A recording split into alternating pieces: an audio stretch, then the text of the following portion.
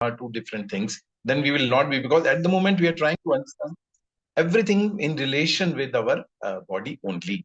So Bhagavad Gita, actually, as I shared with you, the shloka 2.13, second chapter is aware that Arjuna stops giving logic to Krishna, and Krishna starts talking about the various yogas. But even if before going to any of the Jnana Yoga, Dhyana Yoga, Bhakti Yoga, Krishna first touches base on the concept of body. So body and soul. And this was the first shloka where body and Atma and Shari, two things are different. Krishna talks about it. And there are almost like 20 shlokas or 18 to 20 shlokas which just talks about the soul. Before even going to any other concept of how a devotee should be, how a bhakta should be, how a yogi should be, how a dhyan yogi should be, how a karma yogi should be, how a sannyasi is, all that Krishna talks about. But before that, he talks about this concept. So this is another shloka, second chapter, 20th shloka, which says, Na jayate mriyate va kadache nayam bhutva bhavita vana bhuya. Ajo nitya shashmato yam purano nahanyate hanyamane sharire. From the soul, for the soul, there is neither birth nor death at any time. He has come into being, he does not come into being, or he has not come into being, he does not come into being, and will never come into being. He is unborn, eternal, ever existing, and primeval. He is not slain when the body is slain. So when a body is dying, actually the real person, which is Atma, is never dying. What it does is it just comes out of that body and goes to another body. That's what is this. So we'll tell regarding this one incident which has happened when Srila Prabhupada, he started ISKCON in 1967. So one of his followers, actually ISKCON started in 1966, and one of his followers was actually distributing the books Bhagavad Gita in the airport in US. So that time they used to go and approach the people. I don't know if you have seen in India also we do that. As ISKCON people, they go and approach different people with Bhagavad Gita because they want more and more people to read Bhagavad Gita. So one lady was approached by one of the devotee, and he approached and he told, why don't you take Bhagavad Gita? And this lady was very disturbed. He said, don't talk to me. I'm very disturbed. And she went further down. But then she felt guilty that she has spoken rudely to that person, and she came back.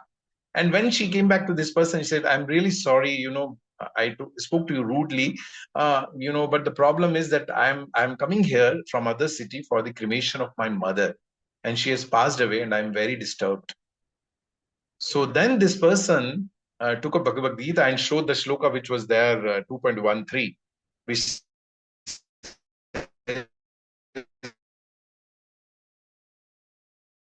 that mother as a person has not died, only the body of the person mother has died. And that satisfied that lady so much, she kept on speaking about this concept, and then she felt so happy. She said, I'm so this thing that my mother, maybe she has left me, but she is going to be there somewhere else. So if we so this is a very important concept to make progress spiritually. If we really want to develop the higher taste which we were talking in last section, and if we want to be really happy in our life, then we have to understand this concept very clearly. Now further, when we talk about the bodies, okay, I'll quickly ask because it's already 8:38. So if you say that somebody has died in Hindus, we burn the bodies, right? Most of us. But in South India, somewhere they bury also. So either in any religion or Hindu also, somewhere the people get buried, some they are burned. Then generally we use one term that in Hindi we say कि वो पंचभूत में विलीन हो गए, like that. Anybody knows what does that mean when we say that that person has merged into panchabhutas? Can anybody say what does it mean? किसी ने कभी इस बात पे गौर किया कि इसका मतलब क्या है? Merged पंचभूत क्या into है? five elements. What are those five elements, Mataji? Do you know by any chance?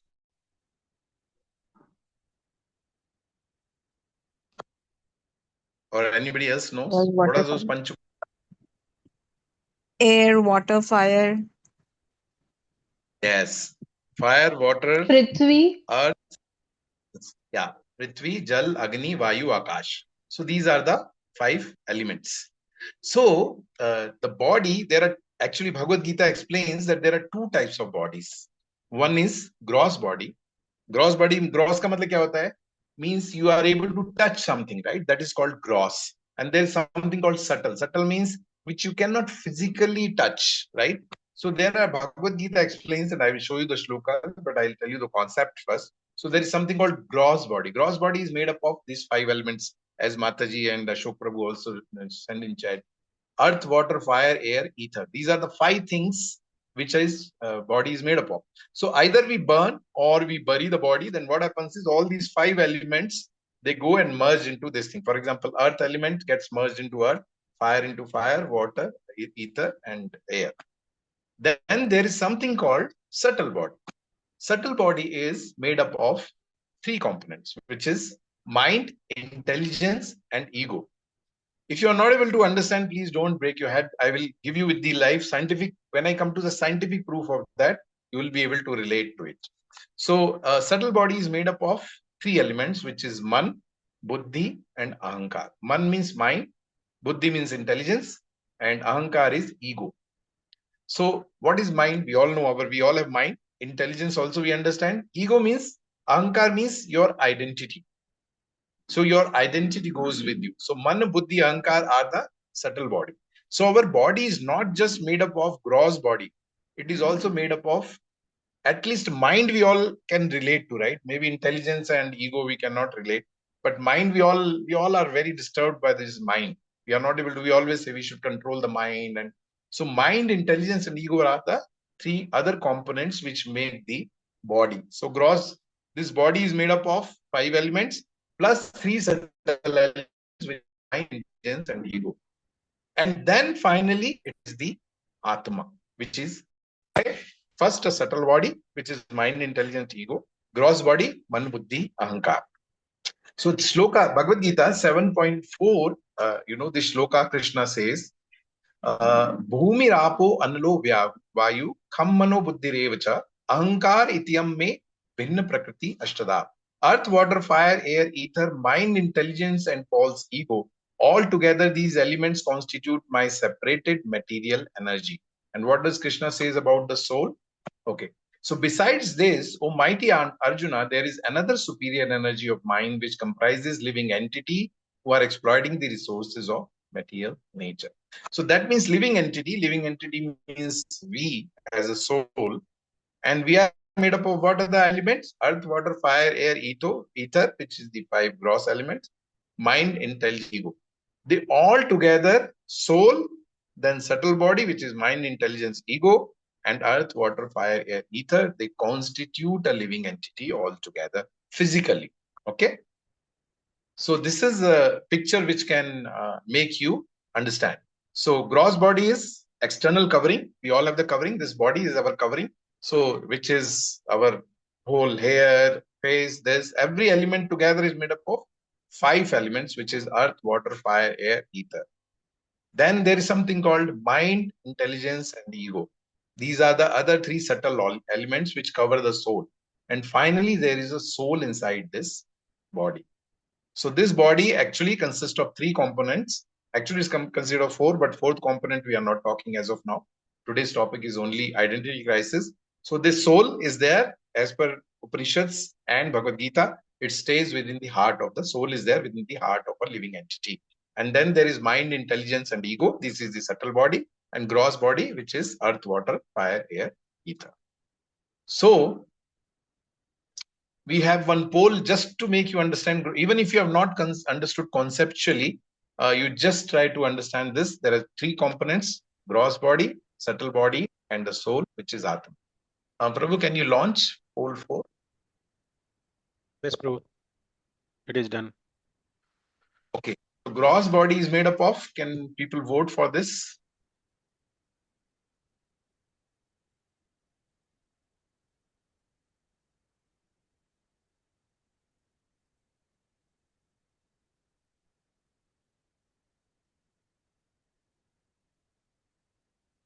Okay, many are not voting. I think Still it is not clear, which is perfectly fine.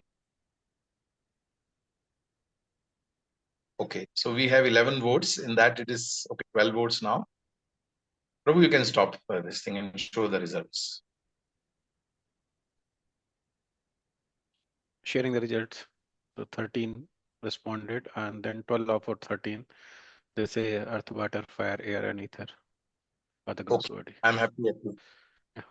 So even if a person who is not understand, which is perfectly fine. So the thing is that, please remember this. We identify ourselves with gross body, but there is many more elements into it. Mind, intelligence, ego is one element, and then there is Atma. Okay. So let's come to scientific way to what. In modern way, how should we understand that there is Atma? Anybody can tell me how in your day-to-day life you have anywhere thought about this concept? How do we understand this Atma? You all know this. I'm just trying to explore if anybody has ever thought about it. How do we scientifically understand that there is Atma inside this body?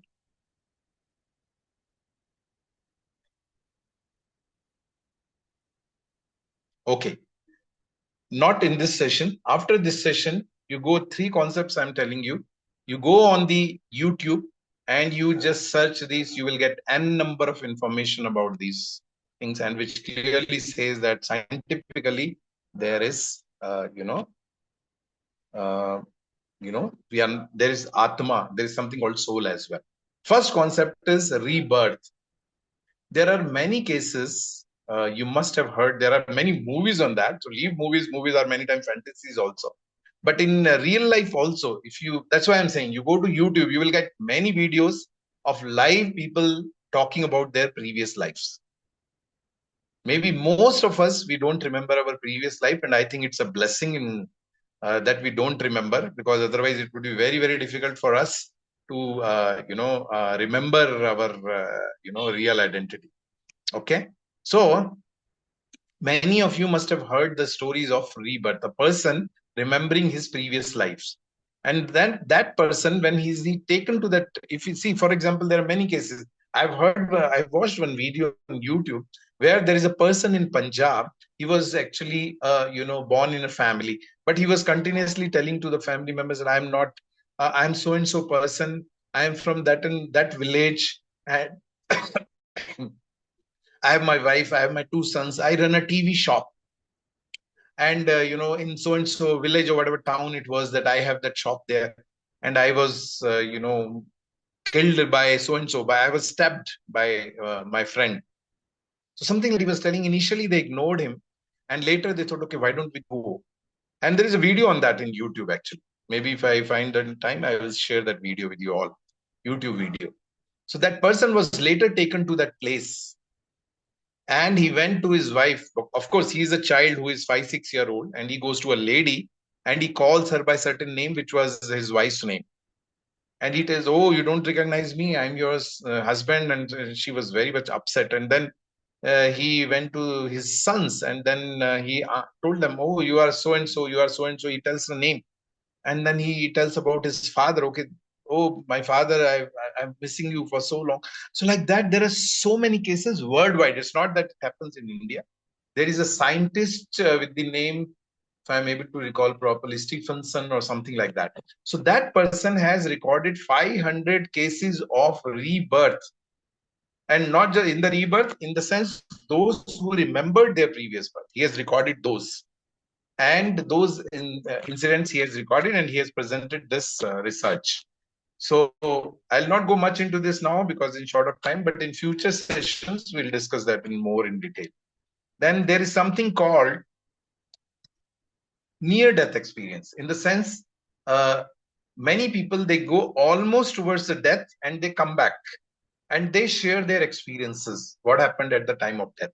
And they tell that, I was died almost, and I have come out of the body, and I was taken to so and so, and different experiences different people have shared, that I went towards one light, and then some person came, he brought me back, and something like those kind of experience. That is called near death experience. There also, if you go on YouTube and search, you will get some videos regarding that. Then there is another concept which is called out of body experience. What is out of body experience? It happens in the kind of mostly on the medical situation.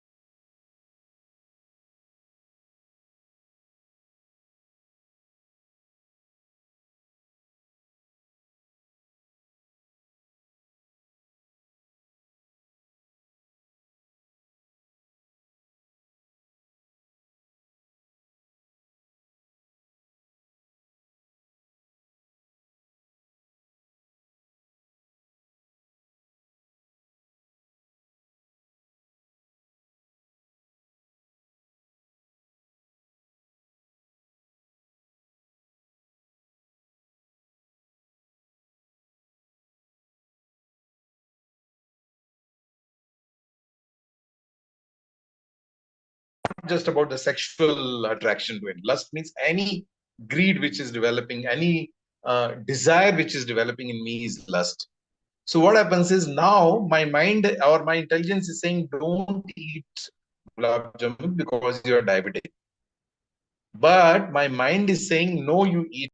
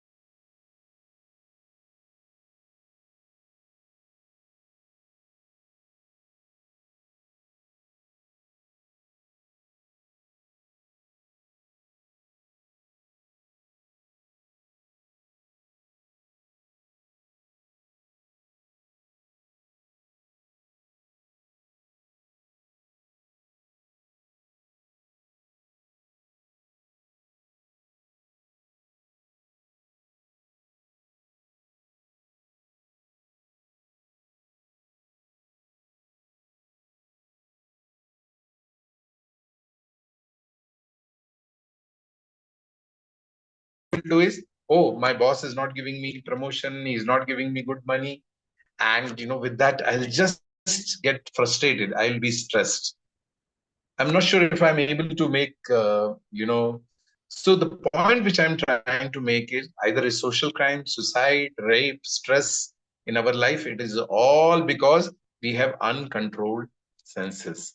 And that's what Krishna is explaining in these two shlokas. Okay, so what is important in our life? That we should regulate our senses to become blissful. What we should do is we should engage our senses in the spiritual activities. And that's the higher taste which we were talking about in our previous session, which is search for happiness. And we has also discussed the difference between khushi and ananda, blissfulness. Blissfulness and happiness are two different. Happiness is just temporary happiness, which we get only for some time. Maybe just eating one sweet, and after 2 minutes that sweet is gone, and that happiness is also gone. Blissfulness means I am eternally happy, I am all the time happy. For that, what we have to do is we have to do spiritual activities, engage our senses in the spiritual activities. We have to control our mind, and what I discussed some time back, mind is controlled by intelligence. Nowadays it's ulta. Intelligence is not controlling the mind, mind is controlling the intelligence. So we don't let our intelligence, we just get carried away Many of you are from the apartments, most of the. So we go to some neighbor's house, we just see, okay, or maybe we are talking to the neighbor. Neighbor is having a Mercedes. I am having only Creta, so I will be under. Oh, why I cannot? He is also, this thing. I can also have Mercedes or something, even if I'm not financially so much capable.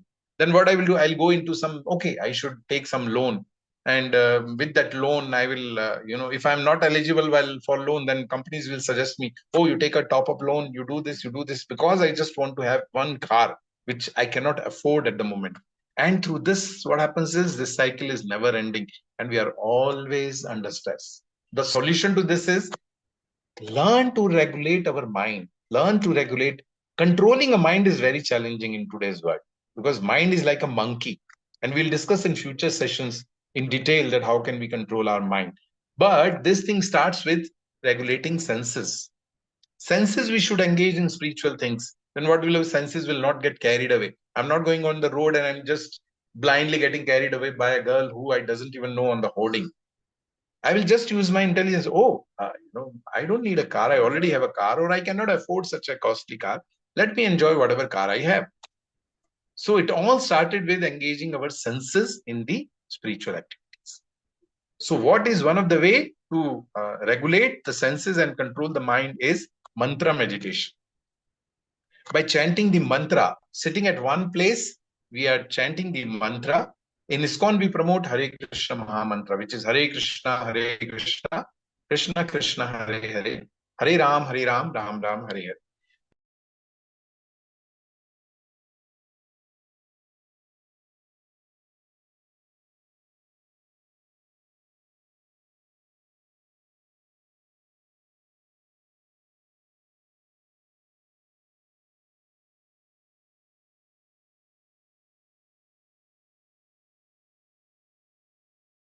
Mantra meditation or chanting, it helps us to regulate our mind and senses. And what it does is it connects us to Supreme. And last week also we had discussed, now we know the concept of Atma. Unless Atma is not connected with Paramatma, it cannot be happy. So, for example, I'm sitting under the bulb or light. Unless the light is not connected with the source of the light, which is somewhere the powerhouse, this light will not light. Well, basically, there will be no light. So it has to connect to the source to become the illuminated, right? Same way, if the soul, this Atma, has to be happy, it has to be connected with the Paramatma. And soul is part and parcel of Supreme, and thus looks the way to connect. Krishna says very clearly in Bhagavad Gita, Vamsho Jiva Loke Jiva Bhuta Sanatana. He says all living entities, not just he says Manushya's. He doesn't say only human beings are my part and parcel. He says every living entity is my part and parcel. Means we are the part of this. So we are a part of a whole, which is Krishna, is the whole, and we are one particle out of him. Then what happens is, unless and until this part becomes a part of gets connected to the whole, it doesn't feel useful. It doesn't feel happy. And that's the reason why we all are unhappy in our life all the time. Even if we have many things in our life, many opulences we have good house, we have good car, we have good family, we have good relations, but still something is missing. What is that something? That something is disconnection from the Paramatma. So Atma and Paramatma, Atma and Paramatma, if they are not connected, we will be always unhappy. If Atma is connected to Paramatma, we will be always happy. So this is a link to our previous session, Search for Happiness. Now that search is ending, at least theoretically we understand that, we have to get connected to Paramatma. For that, we need to engage our senses in the spiritual activities. And when we engage our senses, our mind is controlled. When our mind is controlled, our intelligence takes us over, and we are able to take important decisions in our life. When we say spirituality helps in our life, it is not just about it helps it helps in all aspects of our life. It helps in our professional life. It helps in our personal life. It helps in our physical life, that body, maintaining our body. Everything, when we take spirituality, it helps us. That's why it's very important that we do spiritual activities for not just maintaining the body, but also for maintaining subtle body and also maintaining soul. This is the last slide of this session, where I'm just looking for some active participation from all of you. There are 5 activities which are mentioned on your screen. You have to tell me which activity will satisfy which part of your this thing, either gross body, subtle body, or soul. Okay, so when we do regular exercises for our body, it satisfied which portion of our my identity, gross body, subtle body, or soul? Anybody will answer? You can unmute and answer. Gross body. Soul. Gross body. Soul. How regular exercises will help us in the soul? Basically, regular exercises helps us to maintain the body. So it will help me in my gross body. Okay. Next is moving closer to and giving time and helping to immediate families like wife, parents. How does which Subtle body. subtle body? Yes, because my mind is peaceful. When I sit with my family, sit with my children, I joke around, I sit with my parents, I talk about our issues, our good things. It helps in my mind. So subtle body. Giving time to community, friends, and colleagues. It helps in gross body, subtle body, soul.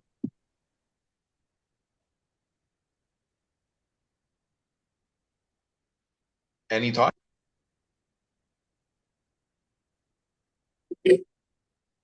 Prabhu, in the chat, everybody is saying subtle body. Okay, sorry, subtle. Sorry, I'm not good. Okay, yes. So it is subtle body. Okay.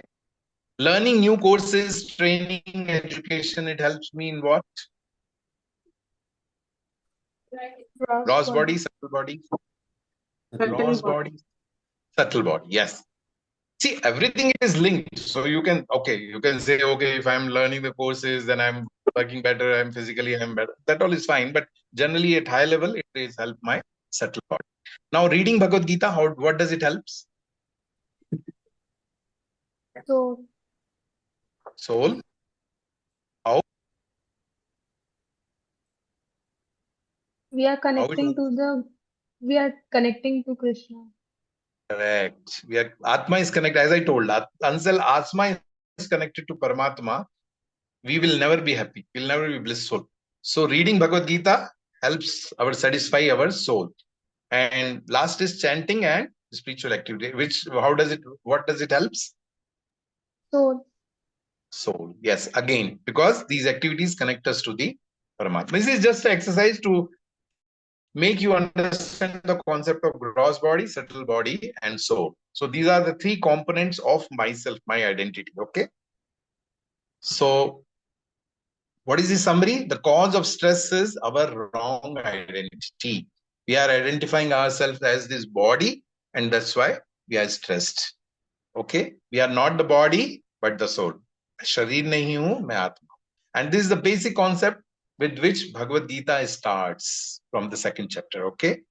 There are 2 types of body. One is gross body, subtle body, and which ultimately gross body covers subtle body, and subtle body covers so not the cover in the real sense, but yes, this is how the structure is.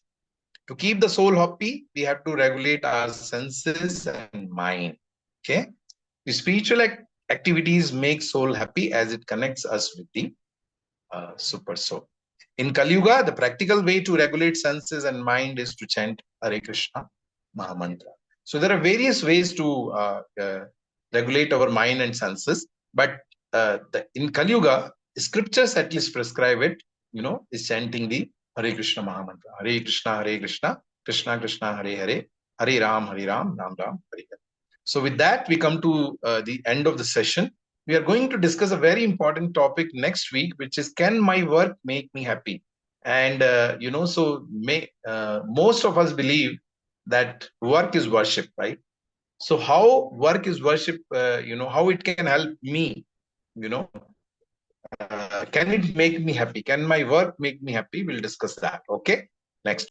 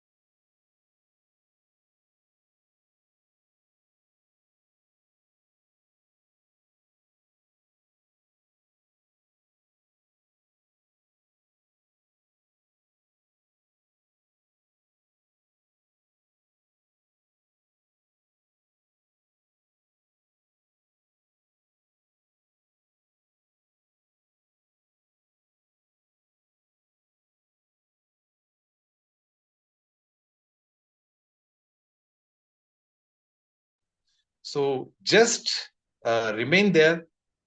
Just try it. If you can still, if you are feeling motivated, you can start reading Bhagavad Gita from tomorrow itself every day. Even if you are not understanding anything, don't worry. You start reading Bhagavad Gita. And we are planning to have more detailed session about shlokas and various this thing, but that will all depend, how you are looking for the further this thing. But for the timing, yes, there are 2 more sessions, and we request all of you to please attend those sessions without miss. Okay. So thank you everybody for joining these sessions, and we will share the quiz in the group. Please, we request all of you to attempt that quiz so that your concept is clear. If any one of you have any doubt or comments, you are hesitant to share, please you can ping me personally, or you can ask in the group also any of your questions or comments. We will try to respond to you as much as possible. Okay. Thank you so much. Hare Krishna.